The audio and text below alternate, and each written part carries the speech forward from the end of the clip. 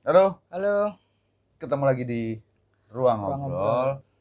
Cahayanya agak terlalu kuat tapi nggak apa-apa. Ya, Eh, terlalu pagi. Terlalu pagi. Oke, kali ini membahas Bener ya? Mas Prikan. Yes.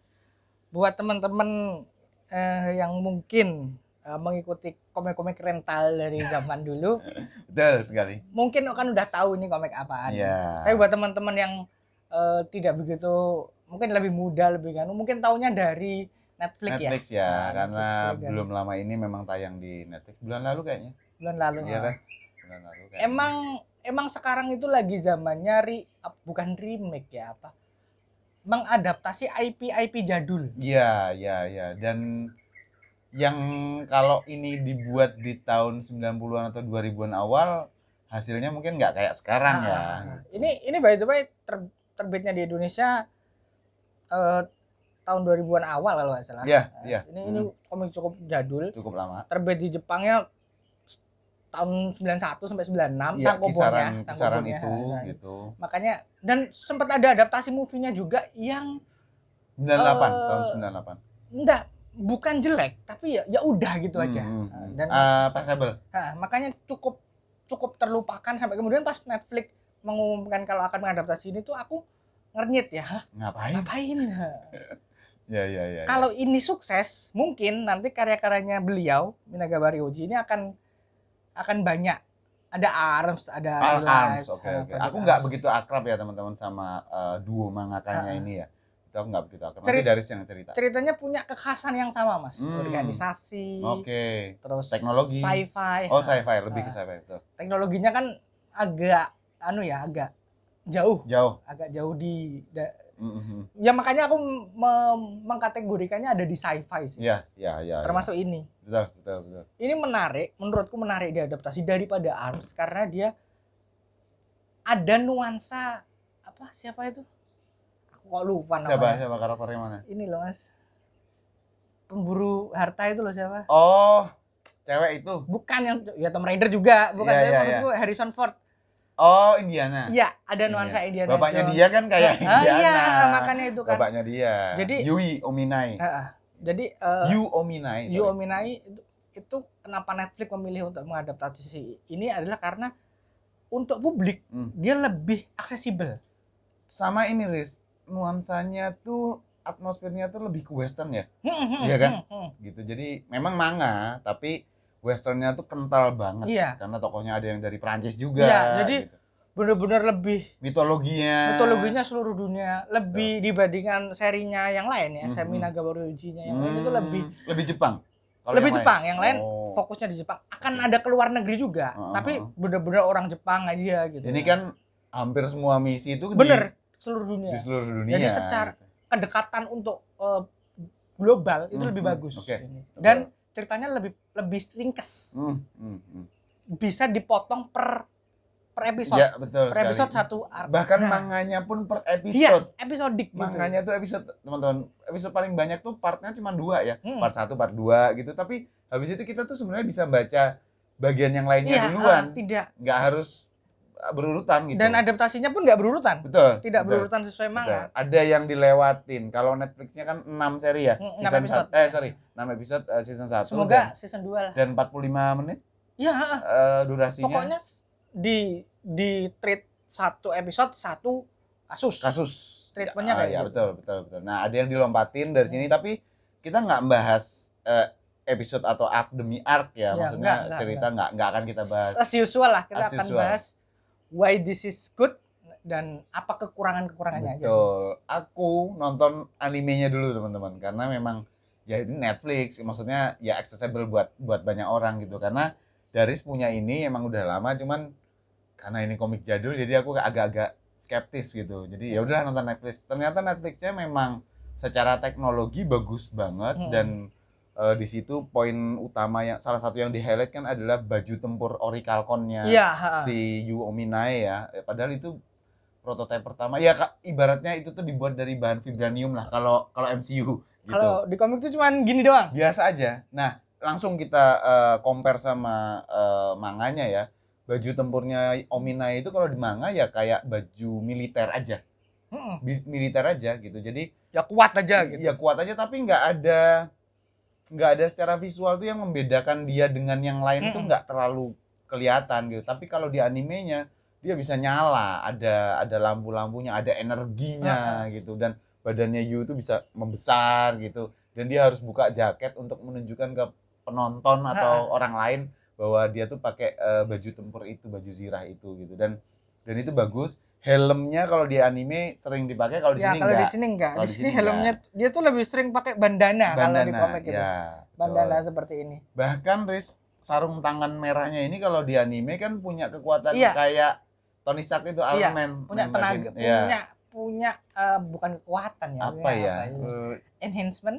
Ya iya sih, tapi itu kan by fitur, tapi by teknologi memang, bukan tenaganya dia, bukan tenaganya dia, tapi by teknologi itu. Terus pisaunya juga. Ya, pisaunya. Kalau di komik tuh ya cuman sekedar ya dijelasin kalau ini tuh pisau Orihakon.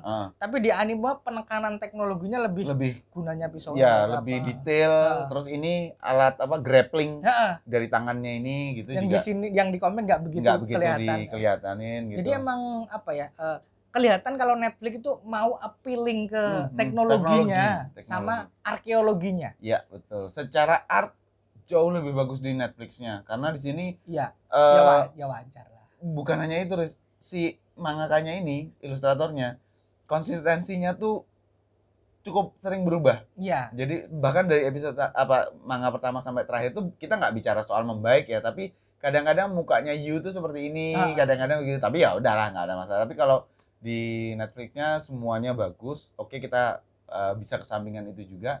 Tapi yang juga jadi highlight buatku adalah sekali lagi adegan pertarungannya ya. Ya, bagus banget. Kalau kita pikir, kalau nggak salah, adegan pertarungan terbaik tuh di Netflix untuk anime semi 3D segala macam tuh ada di Ultraman kan. Iya. Tapi ternyata ini juga bagus. Filosofinya bagus segala macam gitu. Nah, di manganya seperti biasa nggak tergambar sebagus itu. Ini manga jadul juga teman-teman. Jadi ya begitulah gitu.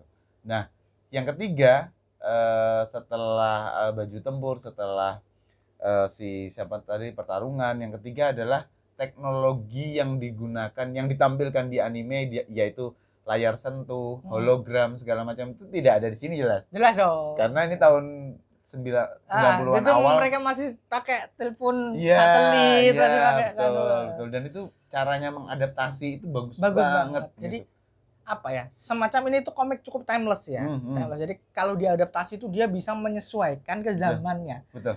Karena emang ceritanya cukup futuristik. Dia menggabungkan antara elemen futuristik dan elemen jadulnya. Arkeolognya. Jadi arkeolognya itulah yang, kalau misalnya kita ada satu chapter art di mana ini bahas tentang Noah, kapalnya Nabi Nuh itu kan timeless ya. Mau 20 tahun lagi diwujudin juga pasti orang akan relate. Iya, betul. Terus ini temen aku bilang ke Daris bahwa habis baca manganya, habis nonton animenya terus baca manganya, aku kok ngerasa ada bukan benang merah atau hubungan, tapi aku ngerasa vibe yang sama kayak Full Metal Alchemist, di mana Edward itu sudah kuat sama seperti Yu. Gitu. Hanya ada sedikit atau segelintir momen yang membuat mereka lebih advance, tapi tidak menjadikan mereka yang paling hebat. Gitu. Dan itu bagus banget. Yu itu mau di anime mau di manga, patah tulang, robek, tangannya hancur, kesusahan. Sulit banget. Memang kita belum bisa dapat banyak kalau di anime ya. Kalau di sini kan udah tuntas ya. Gitu. Jadi seperti Edward, Yu itu juga banyak mengalami kesulitan, dia bukan yang terbaik, tapi dia selalu berhasil karena spirit shonen ya, pantang menyerah. Betul. Terus sama teman-temannya.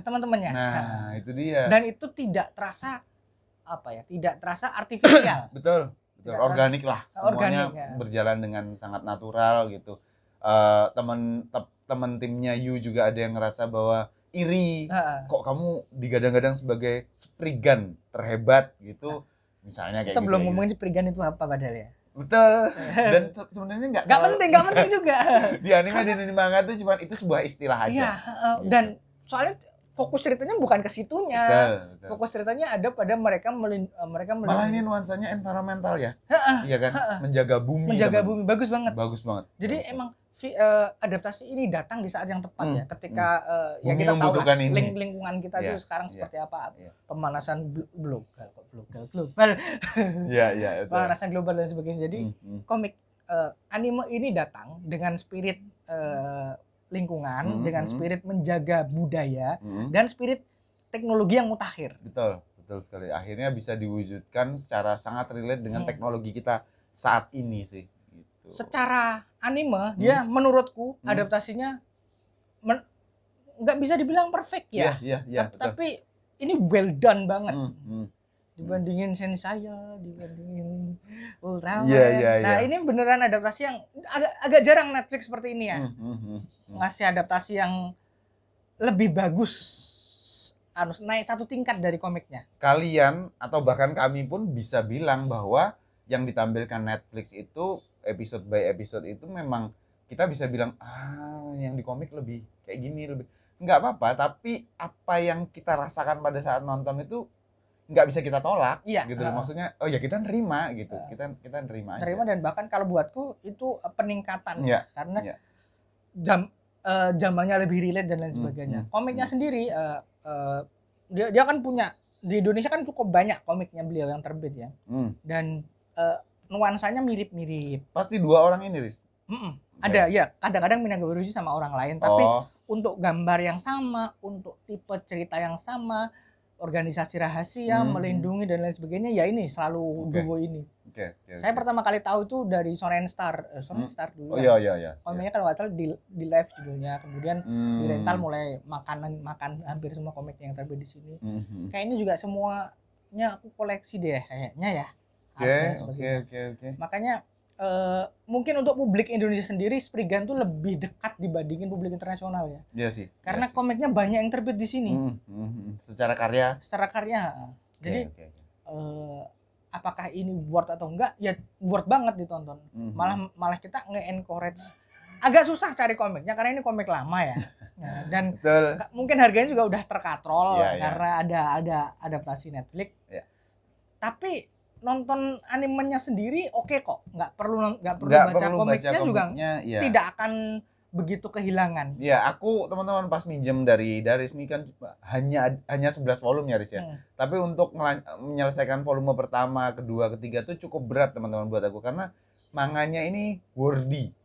Teksnya banyak dan isinya tuh penjelasannya ilmiah lagi. Ya. Pembaca manga kan rasanya kayak dikuliahin gitu, dan rasanya tuh nggak enak banget. Dan itu khasnya beliau. Ya, ternyata Daris bilang gitu. Ternyata itu khasnya beliau gitu. Emang Arms itu juga sangat ilmiah.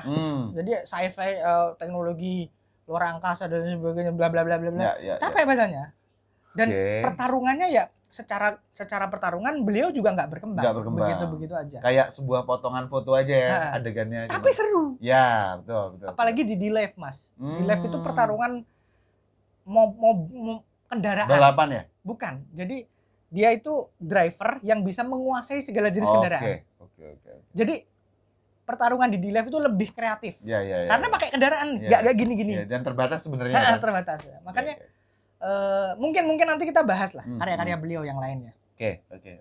Nah, jadi menarik sih teman-teman bahwa tadi kan kami udah bahas tentang kedekatan ini dengan Spriggan ini dengan si Edward di Full Metal Alchemist gitu, bahwa pada akhirnya nanti dia memang punya sesuatu yang membuat dirinya tuh wajar kalau orang bilang dia adalah karakter yang paling hebat, tapi dia nggak bermaksud menjadi yang paling hebat gitu. Dan bukan yang terkuat. Dia jadi titik optimalnya dia, Yu Ominae ini tetap bisa dibunuh, bisa dikalahkan gitu.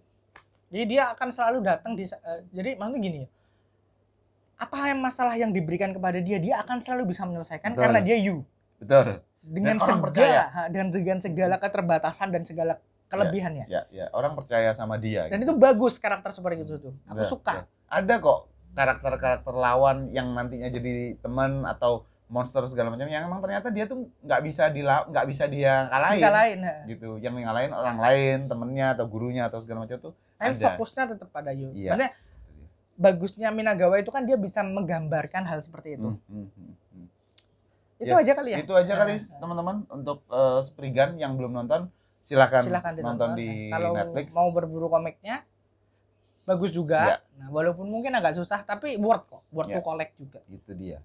Oke, teman-teman, makasih banget yang udah ikutan ngobrol kali ini. Pendapat kalian tentang Spriggan silahkan tulis di kolom komentar. Nanti kita ngobrol bareng di sana. Sampai ketemu lagi di obrolan selanjutnya. Thank you.